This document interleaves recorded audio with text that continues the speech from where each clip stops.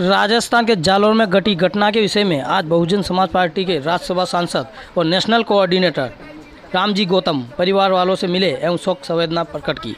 आपको बता दें कि कुछ दिन पहले राजस्थान के जालौर जिले में 9 साल के दलित छात्र इंद्र कुमार की टीचर ने पिटाई कर दी थी, जिसके कारण उसकी मौत हो गई थी। आपको बता दी कि छात्र ने पानी का घड़ा छू लिया था, इस कारण टीचर ने की पिटाई कर दी थी, जिसके कारण उसकी मौत हो गई थी। इसको लेकर आज बहुजन समाज पार्टी का प्रतिनिधिमंडल ने परिवार से ही शोक संवेदना कर परिवार से मिले। सबूत मिटाने के लिए संभव ही नहीं है। बच्चों से कहलवाया जा रहा मटकी नहीं है, मटकी रटी से कई चीजें कहलवाई जा रही है। टीचरों से कहलवाया जा रहा है कि मटकी नहीं है, ऐसा संभव ही नहीं है। घर में भी अगर नल लगा होता है, हैंडपंप लगा होता है, तो पानी तो भर के रखते हैं मटके में, चाहे मटका मिट्टी का हो चाहे पीतल का हो, कैसा भी मटका हो, पानी तो भर के रखते हैं। थर्मस हो, कुछ में कुछ रखते ही है ना। ऐसा संभव है कि हेडमास्टर तौर पे जाके यो पानी पिएगा, मास्टर यो पानी पिएगा? ये सरासर लोगों को बरगलाने की। 1 महीने बाद 10 दिन बाद कोई यहाँ नहीं मिलेगा, लेकिन सारा दुख तो आपको ही झेलना। लेकिन बस ये जरूर हम कहना चाहते हैं अपने लोगों, समाज के लोगों से कि आगे इस तरह की कोई पुनरावृत्ति न होने पाए, और इसकी जिम्मेवारी हमारी और आपकी बनती है कि आए दिन हर महीने कोई न कोई राजस्थान में घटना घट रही है, चाहे वो विनोद मेघवाल हो, चाहे जगदीश मेघवाल हो, चाहे जितेंद्र मेघवाल हो, और अभी आपके सामने इंद्र मेघवाल हो। हमेशा घटनाएं घट रही हैं, तो इन घटनाओं पे कोई रोक सरकार नहीं कर पा रही है, क्योंकि ये सरकारें कभी भी हमारे समाज के दलित समाज हो, चाहे आदिवासी समाज हो, चाहे उपेक्षित हो, चाहे मिनॉरिटी, उनके लिए काम नहीं करती। ये बड़े बड़े धंधा सेठों के लिए काम करती है। और मैं सभी लोगों से यही रिक्वेस्ट करने के लिए आया हूँ कि आपकी अपनी पार्टी सिर्फ एक पार्टी है, बहुजन समाज पार्टी, जो बहुजनों के मान सम्मान के लिए बनाई गई पार्टी, गरीबों के लिए मान सम्मान के लिए बनाई गई पार्टी है।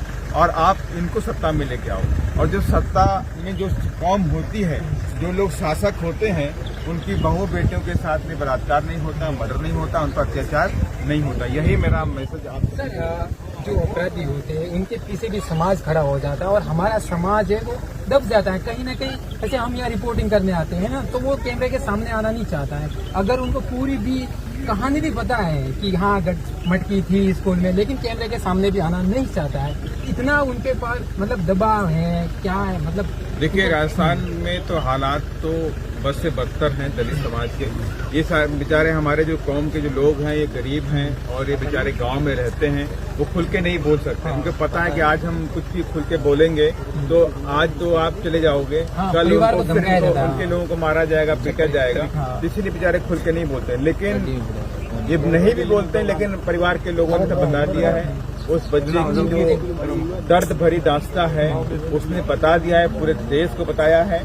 ये एक हृदय विदारक घटना है, और जो आए दिन राजस्थान के अंदर होती रहती है। राजस्थान में ये घट नहीं रहा, कम नहीं हो रहा है, चाहे वो कांग्रेस की सरकार है और चाहे इससे पहले बीजेपी की सरकार है। सर, जैसे मैंने कहा 3 घटना लगातार हम बोल सकते हैं। पहले जितेंद्र मेघवाल की घटना हुई, उसके बाद कन्हैया लाल की, फिर ये इंद्र मेघवाल की। लेकिन इसमें सरकार का दोगलापन देख सकते हैं, जहां 2 नौकरी मिली है और जितेंद्र मेघवाल को नौकरी मिली है और नहीं उनको मुआवजा मिला है, और यहाँ भी एक दलित की कीमत 5 लाख रुपए आंकी गई है। इसमें आप कांग्रेस सरकार को देखिए, ये कांग्रेस का दोहरा चरित्र है कि वो गरीबों की जान की कीमत 5 लाख रुपए दिखाती है, और वो चाहती तो इनको भी जितना अन्य जगहों पर दिया है उतना ही पैसा इधर भी देना चाहिए था। ये कोई पैसा उनकी जेब का नहीं है, ये पैसा देश की जनता का है, आवाम का है, और वो भी इस चीज के हकदार हैं। इस बच्चे को मिलना चाहिए, न्याय मिलना चाहिए, इंसाफ मिलना चाहिए। और रही बात जितेंद्र मेघवाल की, देखिए जितेंद्र मेघवाल जी के मैं घर में गया था, उनके फादर को पैरालिसिस है, वो बिस्तर से उठ नहीं सकते हैं। उनकी एक बहन है, अभी वो उनके लिए मतलब उनके परिवार पे बहुत बड़ी रिस्पांसिबिलिटी है, लेकिन वहां पर भी इस कांग्रेस सरकार ने उनको कोई मुआवजा देने का काम खास नहीं किया।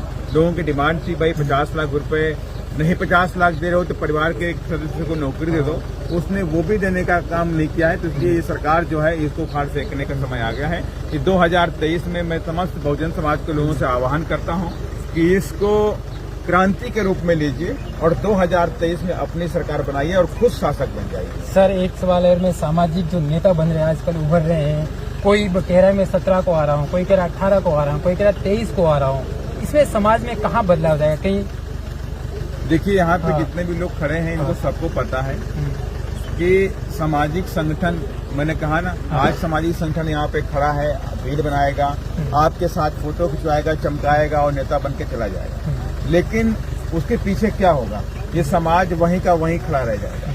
लेकिन बात यहाँ है कि आखिर कौन इस समाज को आगे लेकर आएगा। आप सबको पता है कि देखिए, यहाँ पे जितने भी साथी यहाँ बैठे हुए खड़े हुए हैं, सब जानते हैं कि माननीय श्री कांशीराम साहब ने पूरे जीवन भर संघर्ष किया और पूरे जीवन भर संघर्ष किया। माननीय बहन कुमारी मायावती जी ने पूरे जीवन भर संघर्ष किया, तब जाकर के आपको एक सम्मानजनक पार्टी बनाई। देश की एक तीसरे नंबर की राष्ट्रीय पार्टी है जो बहुजनों के मान सम्मान के लिए बनाई गई है। बाकी हमारा समाज अब धीमे धीमे सब समझ चुका है कि संगठन वाले लोग वो सिर्फ संगठित होकर के कहीं और से आते हैं, उनको बड़े बड़े नोटों के बंडल कहीं और से मिल जाते हैं, वो सिर्फ यहाँ पे अपनी नेतागिरी चमकाने के लिए आते हैं। मैं उनके बारे में कुछ नहीं करना चाहता हूँ, क्योंकि मैं एक बात याद आ गई है, मैं बताना चाहता हूँ। माननीय श्री कांशीराम साहब ने कहा था कि मैंने एक बहुत बड़ा विशाल कुआं खोद दिया। माननीय श्री कांशीराम साहब ने कहा था कि मैंने एक बहुत बड़ा विशाल कुआं खोद दिया है, अब आपको छोटे छोटे कुएं खोदने की जरूरत नहीं है। जिसको भी काम करना है तो इस विशाल कुएं में आगे काम करे, ये छोटे छोटे कुएं खोद करके बड़े कुएं को नुकसान पहुंचाने की प्रवृत्ति बंद करे। जी धन्यवाद सर एक सवाल, मेरा आखिरी एक सवाल रह गया है, क्योंकि थोड़ा बारिश भी तो हो रही है, लेकिन लोगों का अक्सर एक सवाल भी रहता है कि बहन जी महलों से बाहर नहीं आती है, सिर्फ अंदर रह के ट्वीट करती है, क्या ट्वीट से समाज का भला हो जाएगा? आपने बात बोली महलों वाली बात, तो मैं आपको बताना चाहता हूँ कि जो महल वर्ड है, हमारे ही इसी पे कमेंट आएंगे, हम नहीं कह रहे, समाज की बात कहते ना महल, तो उनको देखना चाहिए कि माननीय बहन जी ने किस उम्र से इस समाज के लिए संघर्ष किया। माननीय बहन कुमारी मायावती जी ने शादी नहीं की, परिवार नहीं बसाया, पूरे परिवार से अलग रहती हैं। वो कभी भी अपने समाज के बिना हमेशा समाज के दुख दर्द तकलीफों के बारे में सोचती रहती हैं। और रही बात महलों की, तो ये सब निराधार बातें हैं। हमारे नेता के पास मकान होना चाहिए। क्या हमारा नेता क्या जो छोटे छोटे झोपड़पट्टी में रहेगा क्या? क्या कोई बताए मुझे कि इस देश में क्या प्रधानमंत्री झोपड़पट्टी में रहता है? सोनिया गांधी के झोपड़पट्टी में रहती हैं? क्या अन्य पार्टियों के नेता के झोपड़पट्टी में रहते हैं? तो आप ऐसी बातें क्यों कहते हैं कि महल नहीं, हम महल नहीं है, वो संघर्ष से कमाया, संघर्ष से और समाज के लिए कमाया गया वो मकान है। और हम सब चाहते हैं कि हमारी बहन जी हजारों साल जिए और अच्छी से अच्छी कंडीशन में जिए। वो हमारे मान और सम्मान है, स्वाभिमान का प्रतीक है। अगर एक महल क्या 10 महल बनाने पड़े, हम उनके लिए बना करके रखें। बहन कुमारी मायावती जिंदाबाद।